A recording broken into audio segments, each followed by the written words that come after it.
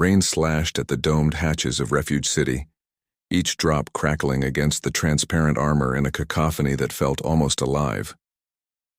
Beneath the ashen sky of Talos IV, where perpetual storms raged and the horizon wavered like heat on metal, the fortress stood as the last bastion for humanity's scattered remnants.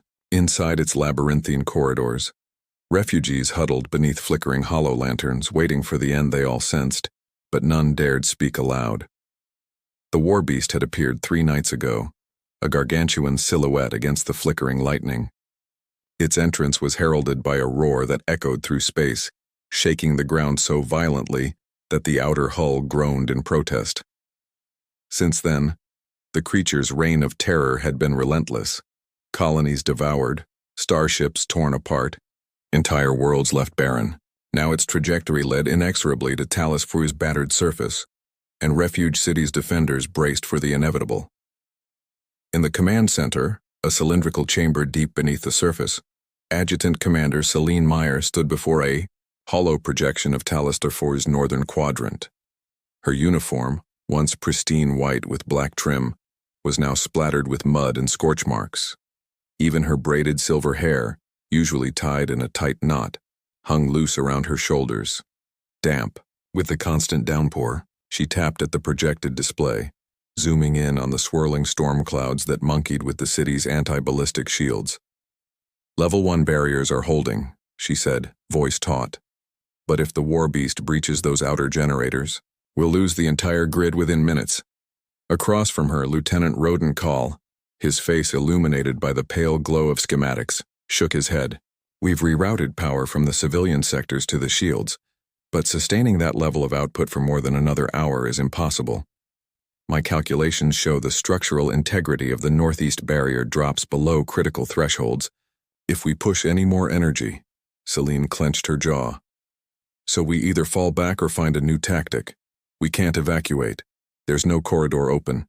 The evac shuttles were destroyed in the last bombardment. We're trapped." Roden's eyes flicked to the hologram, a serrated red icon moving through the storm toward the city's perimeter.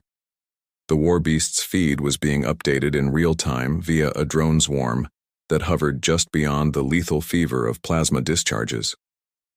Each data packet showed the creature's armored hide, scales glittering with fractal filigrees, shifting color as it moved.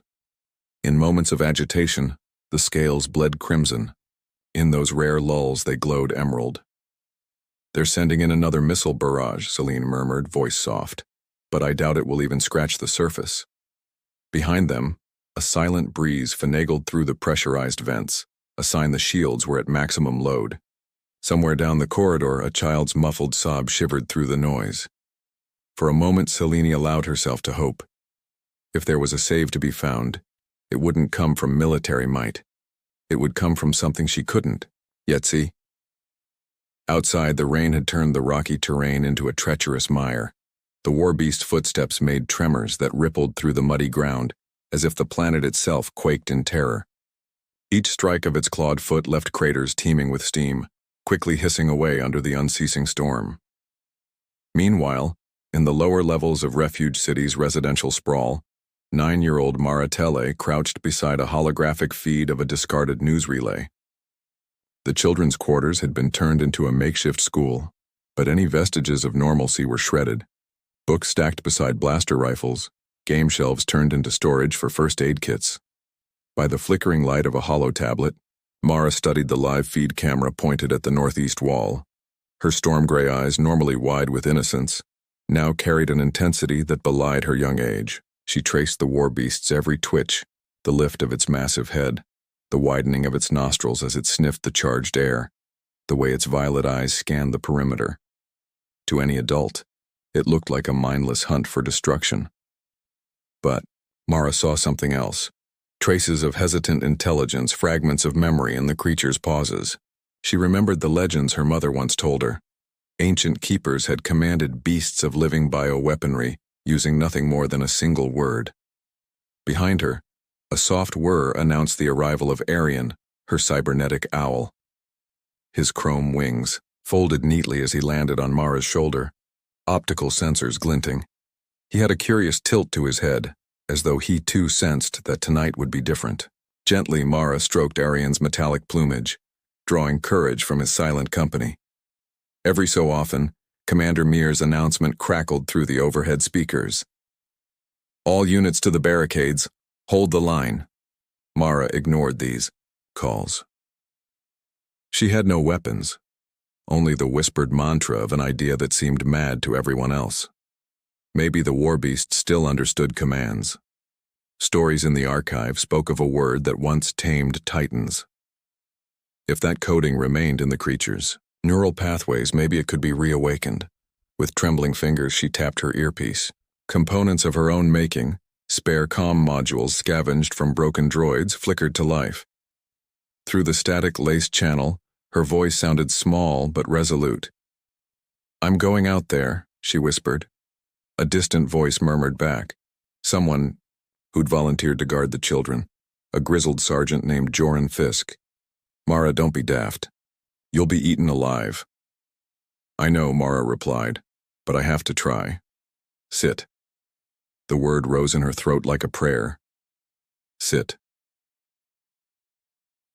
In the central plaza, the Warbeast lumbered toward the battered barricade, its massive shoulders rippling beneath the storm's downpour. Soldiers manned the turrets, plasma lances and graviton cannons lasered onto its flank. Each volley struck with fire and fury, eruptions of blue-white energy and fractured ground. But the Warbeast continued its charge unimpeded, as though the blasts passed through nothingness. It bellowed, a sound so feral it shook the very core of the city. The roar carried, amplified by the domed hull and bouncing off the jagged spires. A handful of lower-tier fighters charged the beast, strafing its legs with autocannon fire. Fragments of armor flared orange and melted under the assault, but the creature barely staggered. Mara crept down a narrow service tunnel, jumping a fallen power conduit that sparked like lightning trapped in a wire. The tunnel sloped upward, depositing her at a maintenance hatch just beyond the outer wall. She pried it open with a grunt, revealing a sliver of torrential night and the colossal silhouette of the Warbeast. Her breath caught in her chest. Its head was just 10 meters away, eyes flickering like war-torn stars. Behind her, Joran Fisk's boots clattered against the metal. "Get back, girl," he growled, leveling his rifle. "I won't hesitate." Mara shook her head. "There's no time. It's almost at the plaza. You saw how the barricades failed." She glanced at Arian, who let out a mechanical trill. An encouragement, more than a warning. "All right," he said, voice low. "I'll cover you, but you better make it quick." Mara stepped into the open. The rain-soaked ground squelched beneath her boots. The Warbeast's eyes narrowed. It inhaled deeply, nostrils flaring, breath steaming in the cold air. Its head tilted as though it recognized a shift in cadence. Every living creature had a baseline pulse, humans, birds, animals, which resonated in the subspace field. Mara had watched the Warbeast zero in on mechanical sounds before, engines, weapons, but never on a human voice. She swallowed. Sit. Her voice, small yet echoing across the battlefield, rose above the war cries and the thunder. The Warbeast froze mid-step, its colossal head jerked toward her, ears, if they could be called that, twitching as though catching a faint echo of a long-forgotten command. Seconds stretched into an eternity. The beast's shoulders sagged. Muscles once braced for destruction loosened. The ground trembled as its colossal frame lowered to the mud, limbs folding beneath it. It settled into a position that, oddly, resembled the squat of a domestic predator. The roar died in its throat, replaced by a ragged exhale that sent steam swirling into the storm. Gasps rippled through the defenders. A few soldiers, mid-aim, dropped their weapons as if struck. Joran Fisk stared, jaw slack, as his comrades' firing stance melted into disbelief. Electric drones, once poised to target Mara, scattered, uncertainty humming in their subroutines. Above, surveillance drones transmitted the scene back to the command center, where Commander Mir and Lieutenant Call stared in stunned silence. In a final hesitant moment, the Warbeast lowered its massive head until its jagged snout rested upon the barricade's ruined plank. Its violet eyes were fixed on Mara, and in them she saw not rage but recognition, like a long-lost memory stirring from the depths of a frozen mind. Celine Emir finally exhaled. "By the gods," she whispered. It obeyed her. Mara sank to her knees, rain plastering her hair to her forehead. Arian fluttered down to perch on her outstretched arm, golden optics reflecting the creature's scale. Neither spoke. The Warbeast, sensing no command to rise, lay still, breathing in great gusts of wind. The mud around it trembled with each breath as though the planet itself acknowledged this fragile pause in the storm of war. Beyond the plaza, alarm sirens, once shrill and dire, faded into a low hum. No one dared approach lest the command unravel. For a heartbeat, time folded in upon itself. The Warbeast, a living weapon bred for destruction, had been stilled by a single word from a human child. As the rain eased into a gentle patter, Mara looked up at the colossal beast. In the darkness behind its now placid gaze, she glimpsed the remains of a civilization that had sought control through bioengineering. And in that moment, she understood that this night had become something more than survival. It had become the first chapter of a new kind of hope, one forged not by blaster fire or tactical brilliance, but by the quiet courage of a child who dared to speak to the impossible. And so, under Talis the Four's stormy skies, the Warbeast lay, at peace for the first time in centuries, attended by a small figure drenched by rain and lit by the soft glow of unwavering determination. The battle was not over, the war not won. But for the first time, Refuge City dared to believe that perhaps, just perhaps, humanity still had a chance. Dawn broke over Talis IV in a muted wash of gunmetal gray, as if the sky itself lingered in disbelief. The rain of the previous night had tapered to a fine mist, dew pooling along the jagged spires of Refuge City's outer ramparts. Within the central plaza, soldiers and refugees alike gathered at a cautious distance around the unmoving silhouette of the Warbeast. Its massive form lay prone on the scorched ground, colossal limbs folded beneath a body whose iridescent scales now flickered softly between emerald and slate. Maratelle knelt at the creature's flank, Arian perched on her shoulder, feathers steamed by the humid air. She retained a vigilant grip on the comm module strapped to her belt, prepared to voice the command again if the beast stirred. In the hush of dawn, the Warbeast's chest rose in deliberate, rhythmic breaths. Each exhale vaporized like smoke, shivering through the mist. "Sir?" Lieutenant Rodenkal's voice crackled through Mara's earpiece. "The neural scans are coming in. Dr. Yanis is transmitting raw data to command." Mara nodded to herself, though Roden could not see. "I'm here. I'll hold on to contact in case." Moments later, a ripple of static heralded Commander Celine Mir's presence on the channel. "Mara," she said, voice low, "Lior's findings are incredible. He believes the beast's subcortical nanocycles reactivated when you spoke, but he also warns they may degrade without reinforcement. We need your help to study it safely." Mara glanced up, meeting the Warbeast's violet eye. It flickered at her as if reading her intentions. "I understand. I'll stay close. But will the council permit it? I saw harder faces than this at the barricade last night." Celine's sigh was audible. "We're convening a session at 0900 hours. Until then, you and your protector can have the plaza. Just stay within reach of command. Understood?" "Understood." Mara stowed the comm module. She drew a slow breath and rose, brushing rain-slicked hair from her eyes. Nearby, Dr. Lior Yanis emerged from the command bunker, wheeling a compact mobile scanner. His lab coat flapped, like a ragged flag in the damp breeze. "Mara, good," he called, approaching with purposeful steps. "May I?" Mara nodded and slid aside. The doctor knelt before the Warbeast's flank, planting the scanner's probe against the creature's crystalline skin. A faint hum pulsed through the device and a hollow readout materialized, neural waveforms dancing in fractal spirals. "This," Lior whispered, "is unlike anything I've seen. The nanocycles are still active, but unstable. If they collapse, I fear the Warbeast will revert to pure instinct. He tapped a series of holographic controls, zooming in on the fractal patterns.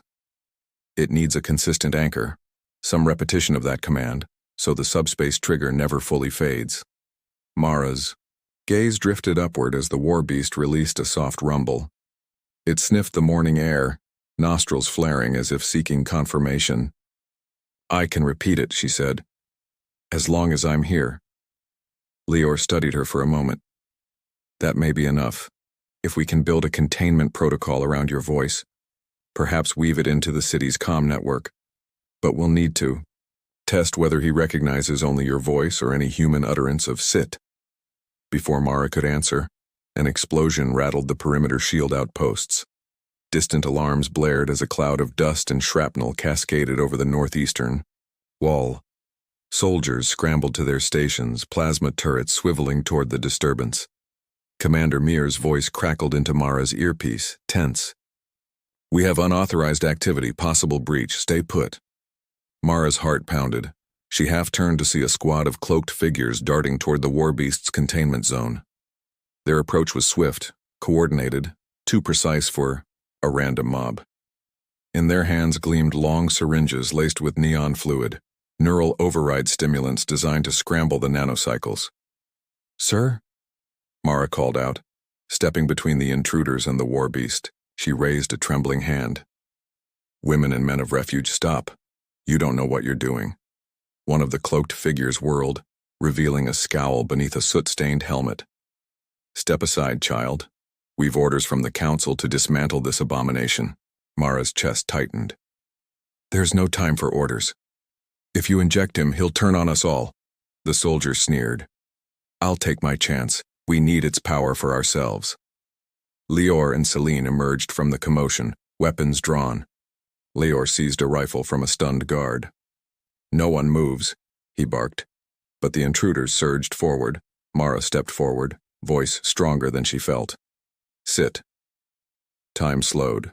The challengers halted mid-stride, confusion flickering in their eyes. The Warbeast's head rose, great muscles tightening. Its gaze swept over the intruders like ripples across a pool. As it recognized the word, her word, it began to lower its massive shoulders. Limbs folded beneath it. The ground trembled with its deliberate descent crushing metal and mud alike.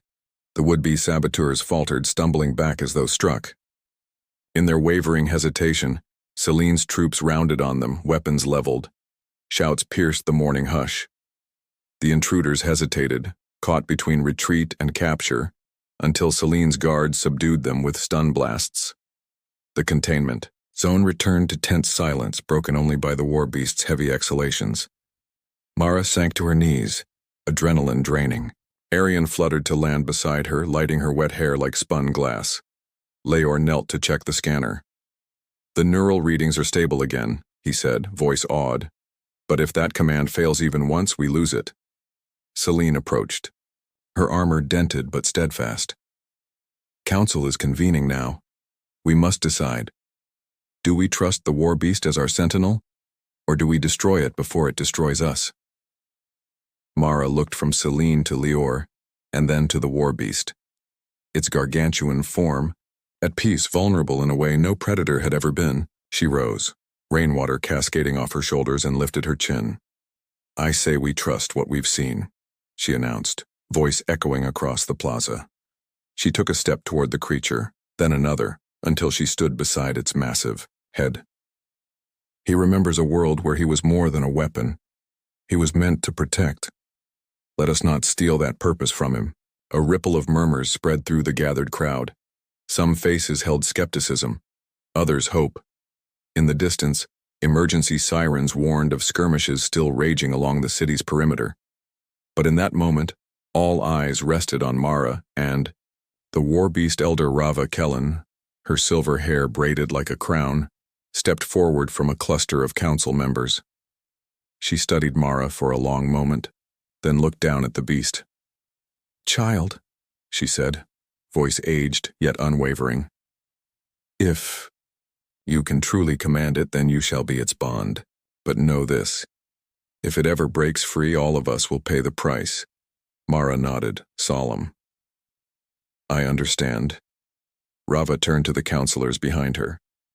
All in favor of making the Warbeast the sentinel of Refuge City under the guardianship of Maratele? A chorus of assent answered.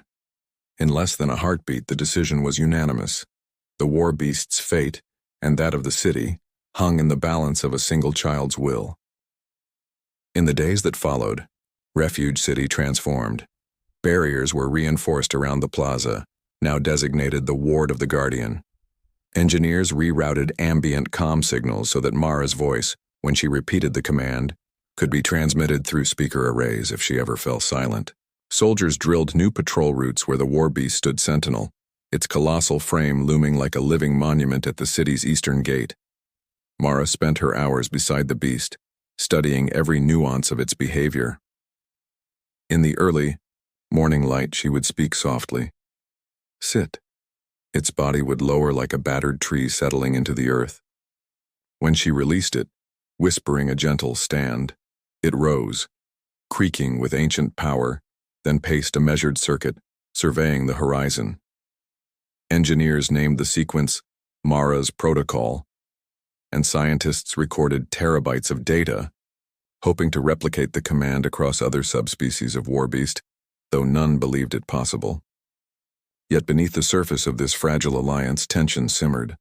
Power brokers within Refuge City plotted to weaponize the creature, drafting proposals for extraction and replication of its nanocycle code. Radical factions spouted fear, convinced the Warbeast was a ticking time bomb. Rumors circulated that another, deeper faction was willing to pay smugglers to spirit Mara away, leaving the creature unbound and ripe for exploitation. One evening, as twin moons rose behind the jagged skyline, Mara sat before the Warbeast, tracing patterns in the mud with a stick. Arian hovered overhead, mechanical wings beating in a steady rhythm. They were alone. No guards, no observers. The beast lay with its head on folded forearms, scales glinting faintly in the moonlight. I can feel them, you know, Mara murmured, as though addressing an old friend. They want to use you. They don't see that you deserve more. The Warbeast hummed as if understanding. It shifted slightly, lowering its head closer to her outstretched palm. Mara's voice dropped to a whisper. Sit. The beast settled deeper, dust swirling in the moon's glow. In its violet eyes glimmered a reflection unexpected. Trust. For a moment, Mara closed her eyes, letting the gravity of her responsibility anchor her. If she faltered, if she lost faith, the alliance would shatter, and Refuge City would fall back into chaos. A sudden crack of fused metal split the night, and Mara's eyes snapped open. She tensed, heart lurching as a phalanx of armed figures advanced from the shadows. Operatives of the conspirators who refused to accept the council's decision. They carried stunners and disruptor rifles, their objective clear: sever the bond. Before Mara could react, a flashbang detonated, sending a blinding burst of light across the plaza. The Warbeast lurched upright, muscles bunching as it roared, a sonic shockwave that sent the attackers skidding back. In that moment of chaos, Mara hurled herself into the open, voice rising over the din. Sit. The beast's massive form froze mid-lunge, limbs locking as the nanocycles inside its brainstem pulsed with the single word. The stunners fizzled harmlessly off its crystalline hide. The would-be saboteurs, blinded by their own devices, stumbled to a halt. In the confusion, the city's guards surged forward, apprehending the attackers before they could regroup. Soldiers dragged the intruders away beneath the jaundiced glow of floodlights. Mara remained at the Warbeast's side, chest heaving as the beast's form lowered, settling into the squared mound of its vast haunches. A hush fell across the plaza once more, broken only by the distant echoes of alarms. Selena Mir approached, eyes fierce but grateful. That was close, she said, lowering her rifle. You saved us all. Mara wiped sweat and rain from her brow. It was him, she answered, hand resting on the beast's flank. He knew I needed him. As dawn's first light bled over the eastern ramparts, Refuge City breathed as one with the Warbeast's steady breaths. Ever vigilant, The colossal sentinel now shone as a beacon of unity between species once thought irreconcilable. Mara Tell, the orphaned child who commanded a titan with a single word, understood at last that true strength lay not in might or terror, but in trust. And so began a new era for Talus IV, a fractured peace forged by compassion, tempered by vigilance, and guarded by the living legend of the Warbeast, tamed not by chains but by the courage of a single human child who dared to speak one word: sit.